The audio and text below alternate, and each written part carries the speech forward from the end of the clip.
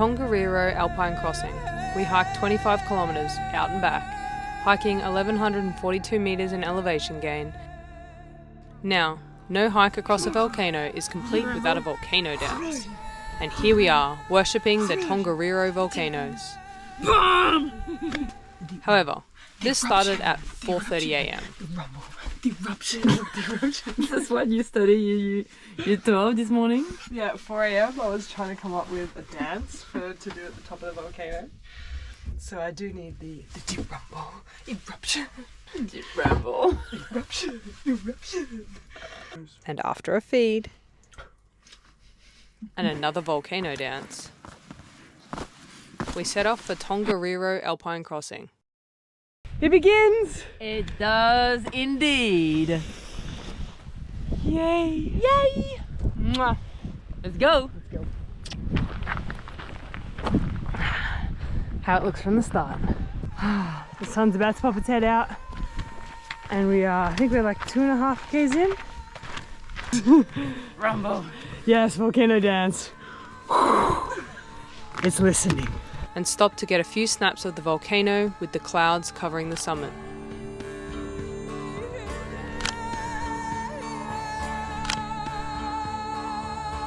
And up we hiked. We hit a sign that says we have done the easy bit. According to All Trails, we are here, 4.6 kilometres in and about to climb in elevation. Let's go. Let's go. More signs along the way told us that 7,000 years ago, Narahoi began to erupt. Over the years, the lava has continued to flow, with the most recent flow being 1954. Where are we at? 7.26 k.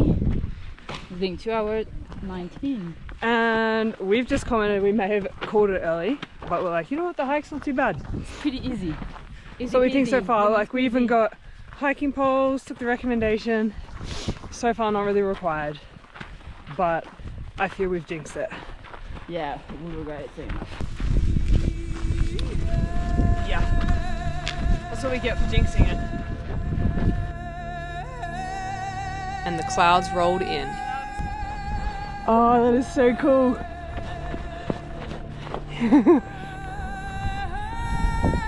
Yeah, that gives like perspective. We're about to be overtaken by the cloud. Ah, here it comes.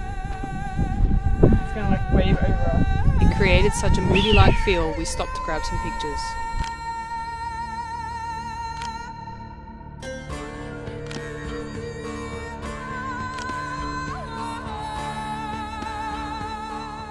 Now, with the clouds ahead of us, it hid the crowds. We couldn't help ourselves. We snapped another picture as Astrid disappeared into the fog.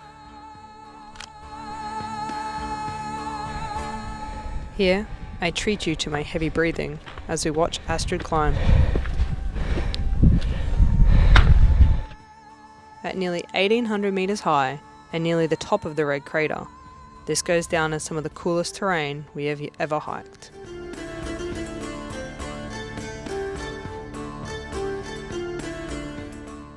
Okay, well usually we're able to see the summit, but the cloud decided otherwise.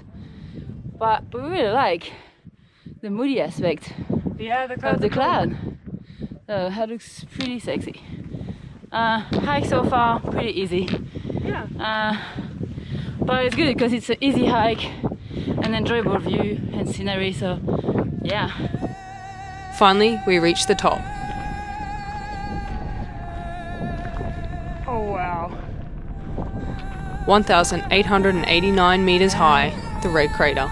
Wow.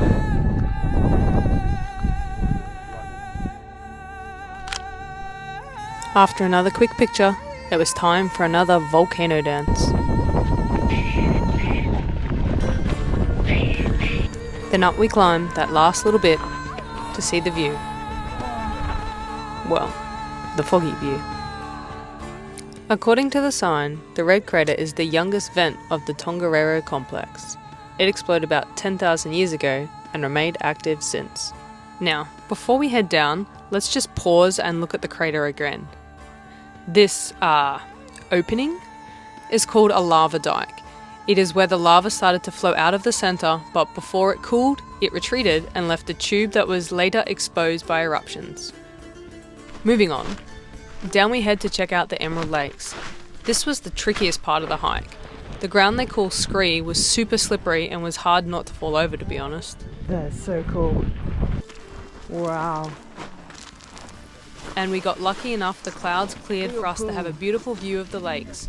Stopping, we got a couple of photos to then head down for a closer look.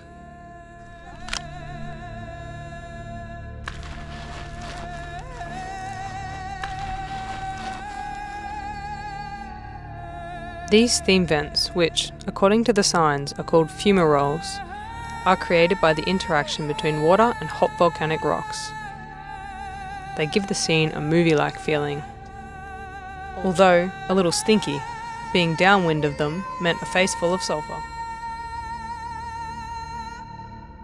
Then on we hiked to the turnaround point, the Blue Lake, which, with the sun tucked behind the clouds, was nice, but not the wow factor of the Emerald Lakes.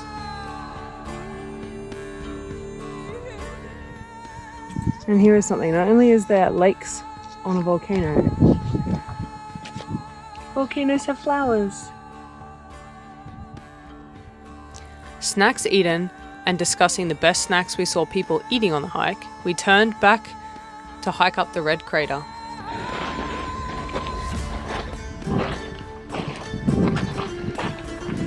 After another long, hard look at the lava dike, we hiked back down the mountain. Absolutely over the moon that now we had the whole volcano to ourselves. And we have just worked out, it's like a hack almost, but we left with the, we left with the crowds this morning at like 6 a.m. and it was heaps of people. Everyone thought they should leave first thing in the morning to beat the crowd. So the whole crowd is there thinking they're going to beat the crowd. Now on our way back down, because we went back the same way we came, there's like no one. So now we have a volcano for ourselves, which is incredible. I feel like that is how it looks to be the only ones in the crater. Yeah, that is wicked. Walking back towards Naruhoi, we found a sign explaining that on the 19th of February 1975, a park ranger, Herb, took a school group out, and when they were halfway up the Red Crater, an explosion of dust and rock came from where they had been 20 minutes earlier. As the volcanic activity increased and rocks now started falling near the group, they were unable to go back the way they came and had to hide in the Red Crater. Fortunately, no one was hurt. Naruhoi has been quiet since. Have the drive for ourselves so we can make a leader dance. Now tired, hungry, delirium set in while we have our last dance. Okay, to explain our hike. We chose not to do the full Tongariro crossing as it meant you had to book a bus to be dropped off and picked up at each end. Wanting our freedom, instead we chose the Blue Lake via Tongariro Alpine crossing, a 20-kilometre hike where you start at Mangi to Popo Road car park, hike to the Blue Lake and then back. It does mean that you climb the Red Crater twice, but the bonus is no crowds on the way back. We had it completely to ourselves.